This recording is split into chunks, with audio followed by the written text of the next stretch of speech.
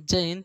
Pune accident case से ये साबित हो गया कि अगर आपके पास पैसा है तो सरकार और कानून आपके फेवर में रहेगी। अगर आप गरीब हैं, कितना भी देशभक्ति क्यों ना करते, जहाँ गरीब की बात आती है तो वहाँ सरकार चुप हो जाती है। आखिर ऐसा क्यों? 18 मई 2024 को रात को 24 साल का एक लड़का एक लड़की अनीस अश्वनी अपने दोस्तों के साथ पार्टी करने जाते हैं पुणे के एक क्लब में। वैसे दोनों मध्य प्रदेश के जबलपुर के रहने वाले होते हैं। पुणे के एक IT cell company Johnson controls में काम करते हैं। अनीस बिजनेस अलायंस था। 17 साल का लड़का जिसका नाम वेदांत है, वो 12वीं पास उसी को सेलिब्रेट करने के लिए पुणे के एक क्लब में जाता है।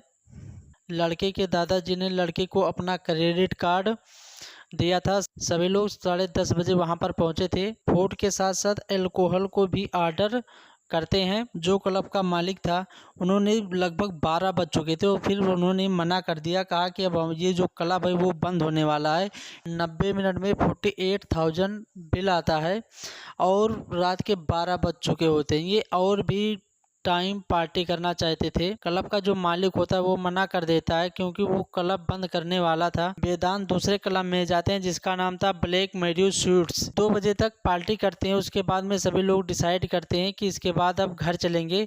वही 17 साल का लड़का ने वेदांत डिसाइड करता है कि गाड़ी मैं चलाऊंगा। ये गाड़ी किसी के नाम पर रजिस्टर भी नहीं थी और ना ही इनके पास कोई लाइसेंस था। वेदांत जिस क्लब से निकल रहा था और अनीस जिस क्लब से निकल रहा था, उस दोनों क्लब की जो दूरी थी वो 3 किलोमीटर की दूरी थी। वेदांत गाड़ी चलाने लग रहा है जिसकी स्पीड 150 किलोमीटर होती है। उस एरिया में 150 किलोमीटर की रफ्तार से चला रहा था जिस एरिया में आबादी बहुत ज़्यादा होती है।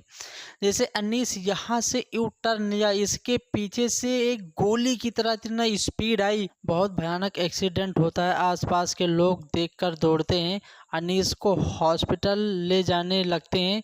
वहीं पर अनीस अश्विनी की मृत्यु हो जाती है। वेदांत का एयरबैग खुलता है और वो बच जाता है। वहाँ की भीड़ वेदांत को मारने लगती है और पुलिस पहुंचकर वेदांत को स्टेशन ले जाती है। 19 मई रात के 2 बजे एक रिपोर्टर बताते हैं कि थाना के सामने 2 मर्सिडीज गाड़ियां खड़ी थी। गाड़ी में से एक व्यक्ति उतरा जो सुपारी सूट पहने हुआ था। उसके हाथों में 7 पैकेट पिज्जा के बॉक्स था। पुलिस स्टेशन एसीपी की कुर्सी पर वेदांत बैठा हुआ था। वेदांत को पिज्जा दिया। उस समय एसीपी नहीं थी, बाद में जब आई तो ये सब देखकर पुलिस वालों को बहुत ज़्यादा डांट खानी पड़ी। वहीं अनीस के घर वालों को पुलिस स्टेशन के बाहर बैठाया गया था। उल्टे पुलिस ही उन घर वालों से सवाल कर रही थी कि वो लड़का और लड़की से क्या संबंध है, इतनी रात को क्लब में क्या कर रहे थे। कहानी में ट्विस्ट तब आया। कई रिपोर्टर्स बताते हैं कि एक्सीडेंट के 1 घंटे बाद सुनील टिंगड़े थाने में पहुंच गए थे। सुनील टिंगड़े से जब मीडिया ने सवाल पूछा तो इन्होंने बताया कि विशाल अग्रवाल के कहने पर मैं आया था। विशाल अग्रवाल वेदांत के पिता हैं। ये काफ़ी जाने माने बिल्डर्स हैं और विशाल अग्रवाल जाने माने बिजनेसमैन हैं और ये रियल एस्टेट का काम भी करते हैं। सुनील टिंगड़े ने कहा कि मामला सीरियस था इसलिए कोई इंटरफेस नहीं किया। इस परिवार को मैं 30 सालों से जानता हूँ। सुनील टिंगड़े अजीत पवार पार्टी के एमएलए हैं। अजीत पवार इस समय महाराष्ट्र में बीजेपी के साथ अलायंस है। 19 मई सुबह 7 बजे वेदांत पर एफआईआर दर्ज की गई। दोपहर 2 बजे जुडिशरी में पेश किया गया। उससे पहले पुलिस वालों ने प्रोटोकॉल अच्छे ढंग से फॉलो नहीं किया। एक्सीडेंट के तुरंत बाद 2 टेस्ट करवाने होते हैं।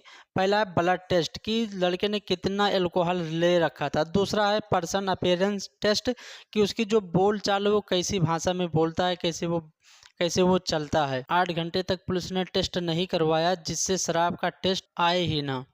रही बात ब्लड टेस्ट की, उसमें भी एक ट्विस्ट आ गया। 19 मई सुबह 11 बजे ब्लड सैंपल ससून हॉस्पिटल में भेजा गया। पुणे के पुलिस कमिश्नर ने बताया कि लड़के के ब्लड सैंपल डस्टबिन में फेंक दिया गया। दूसरे व्यक्ति के ब्लड सैंपल यूज किए जा रहे थे, ये दिखाने के लिए कि लड़के ने अल्कोहल नहीं पी रखी थी। कमिश्नर ने कहा कि हॉस्पिटल मेडिकल चीफ ने इस ब्लड सैंपल को स्विच किया है। जो इन सब के पीछे जो डॉक्टर थे उन्हें अरेस्ट कर लिया गया है। जस्टिस बोर्ड ने लड़के को बेल दे दिया और कहा कि 300 पेज का निबंध लिखो एक्सीडेंट पर। 19 मई जब ये बात अखबार के द्वारा लोगों के बीच पहुंची तो लोगों ने कहा कि 2 मर्डर किया है, इतना जल्दी बेल कैसे मिल गया। लोगों ने कैंडल द्वारा प्रदर्शन करने लगे।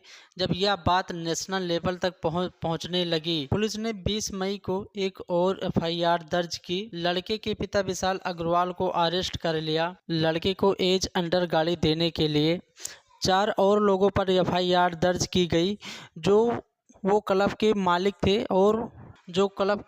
और मैनेजर थे जो उन बच्चों को अल्कोहल दिए थे। फिर उसी दिन विकास अग्रवाल लापता हो गए। पब्लिक प्रेशर से पुलिस ने कोर्ट के पास गई, उनसे परमिशन मांगी कि लड़के को अडल्ट के रूम में ट्राई किया जाए। अगले दिन 21 मई को पुणे पुलिस ने विशाल अग्रवाल को औरंगाबाद से अरेस्ट किया, उनको पुणे वापस लेकर आई। पुणे पुलिस ने फिर से एक और एफआईआर दर्ज की। लड़के ने बहुत सीरियस क्राइम किया है। 22 मई को जस्टिस बोर्ड ने लड़के की बेल को कैंसिल कर दिया और उसे जेल भेज दिया। आई होप ये सारे टॉपिक समझ में आए होंगे। मिलते हैं किसी नेक्स्ट टॉपिक में, तब तक के लिए जय हिंद।